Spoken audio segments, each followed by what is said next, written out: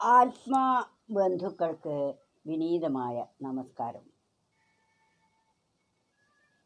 ബ്രാഹ്മണ, ക്ഷത്രിയ, വൈശ്യ, ശൂദ്ര എന്ന 4 വർണ്ണങ്ങൾ എന്നാണ് പറയുന്നത്. വർണ്ണങ്ങളെക്കുറിച്ച് വിവരിച്ചു. ഇനി അതിൽ ഓരോന്നിൻ്റെയും സ്വഭാവം എപ്രകാരമാണ്, ബ്രാഹ്മണൻ്റെ സ്വഭാവം എങ്ങനെയാണ്, ഏതെല്ലാം സ്വഭാവങ്ങൾ ഉണ്ടായാലാണ് ആ വ്യക്തി ബ്രാഹ്മണനാവുന്നത് എന്ന് വിവരിക്കുകയാണ്. ശമോദമസ്തപശൗചം ക്ഷാന്തിരാർജവമേവ ച ജ്ഞാനം വിജ്ഞാനമാസ്തിക്യം ബ്രാഹ്മകർമ്മ സ്വഭാവജം. അതിൻ്റെ വിവർത്തനം: ശമം ദമം തപം ശുദ്ധി ക്ഷമയേവ മവക്രതാം ജ്ഞാനവിജ്ഞാനവും ശ്രദ്ധ ബ്രഹ്മകർമ്മ സ്വഭാവമാം.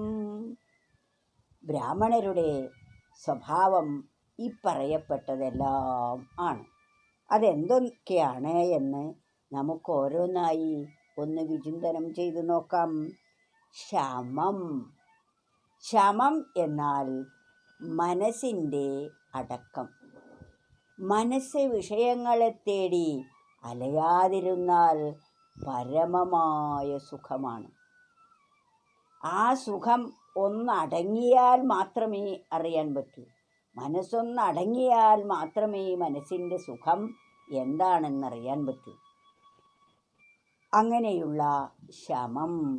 ദമം എന്നാൽ ഇന്ദ്രിയങ്ങളുടെ നിയന്ത്രണം. നമുക്ക് ഈ ലോകത്തിലെ അറിവുകൾ നേടാൻ 5 ജ്ഞാനേന്ദ്രിയങ്ങൾ, 5 കർമ്മേന്ദ്രിയങ്ങൾ, ഈ 10 ഇന്ദ്രിയങ്ങളുടെയും നിയന്ത്രണം നമുക്ക് കൈവരുന്നതിനെയാണ് ദമം എന്ന് പറയുന്നത്. ശമം, ദമം, തപം. പലതരത്തിലുള്ള അപ്രതീക്ഷിതമായ അവസ്ഥകളും നമുക്ക് വന്നു ചേരും. വിപരീതമായ അവസ്ഥകൾ വന്നു ചേരും. അങ്ങനെ വന്നു ചേരുമ്പോൾ അതിനാരെയും പഴിക്കാതെ അത് സഹിക്കുന്നതാണ് തപസ് എന്ന് പറയുന്നത്. ശുദ്ധി. നമ്മുടെ മനസ്സെപ്പോഴും ശ്രേഷ്ഠമായ കാര്യങ്ങളെക്കുറിച്ച് മാത്രം ചിന്തിക്കുന്നതാണ്. ചിന്ത എന്നത് മനസ്സിൻ്റെ സ്വഭാവമാണ്. അത് ശ്രേഷ്ഠമായ കാര്യങ്ങളെക്കുറിച്ച് ചിന്തിക്കുന്നതാവണം. ക്ഷമ. ഇത് മനുഷ്യന് ഏറ്റവും വേണ്ട ഒരു ഗുണമാണ്. എന്ത് കാര്യത്തിലും അക്ഷമയും എടുത്തുചാട്ടവുമാണ് മനുഷ്യൻ്റെ അല്ലെങ്കിൽ മനസ്സിൻ്റെ സ്വഭാവം. അതില്ലാതെ ശാന്തതയോടുകൂടി ഏത് പ്രതികൂലങ്ങളെയും ക്ഷമിക്കാനുള്ള മനോഭാവം നമ്മൾ വാർത്തെടുക്കണം. ഇതൊക്കെ ബ്രാഹ്മണൻ്റെ സ്വഭാവമാണ്. ഇതൊക്കെ ഉള്ള ആളെയാണ് ബ്രാഹ്മണൻ എന്ന് പറയുന്നത്. ബ്രാഹ്മണൻ്റെ കുട്ടിയായതുകൊണ്ട് മാത്രം ബ്രാഹ്മണനാവുന്നില്ല. ഈ ഗുണങ്ങളുള്ളവരെയാണ് ബ്രാഹ്മണൻ എന്ന് പറയുന്നത്. ശമം, ദമം, തപം, ശുദ്ധി ക്ഷമം ഏവ അവക്രത.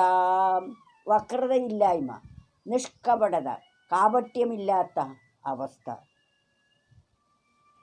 ജ്ഞാനവിജ്ഞാനവും ശ്രദ്ധ.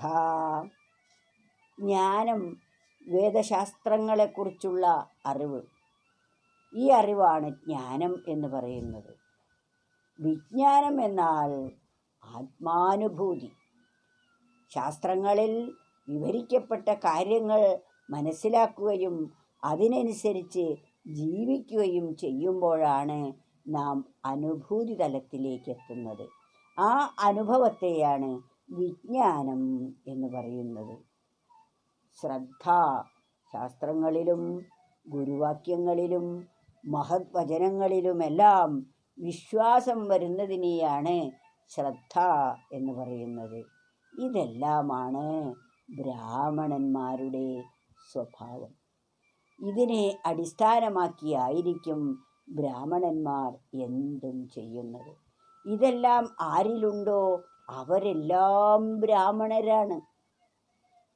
ബ്രഹ്മജ്ഞാനം, ബ്രഹ്മാനുഭൂതി നേടിയിരിക്കുന്ന മഹത് വ്യക്തികളെയാണ് ബ്രാഹ്മണൻ എന്ന് പറയുന്നത്.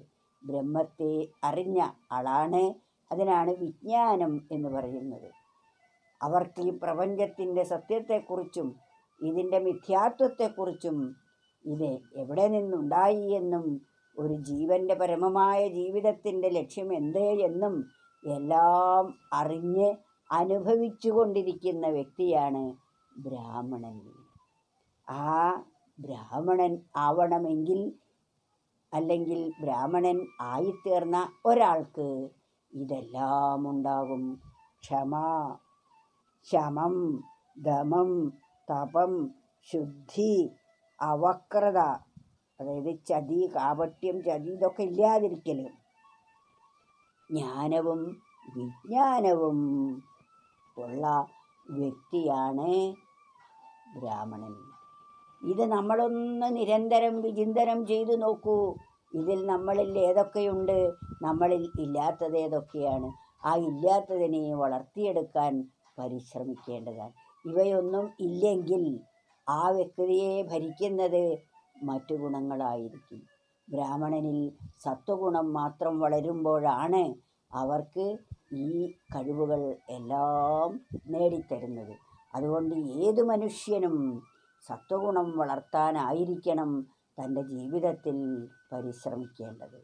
അതുകൊണ്ട് നാം ജനിക്കുമ്പോൾ ശൂദ്രരായി അതിൽ നിന്നും നാം ബ്രാഹ്മണത്വത്തിലേക്ക് എത്തേണ്ടതാണ്.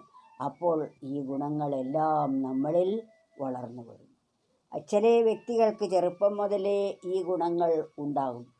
അങ്ങനെയുള്ളവർ മുമ്പ് ആർജിച്ചു വെച്ച ആ സംസ്കാരമാണ് അവരിൽ പ്രകടമാകുന്നത്.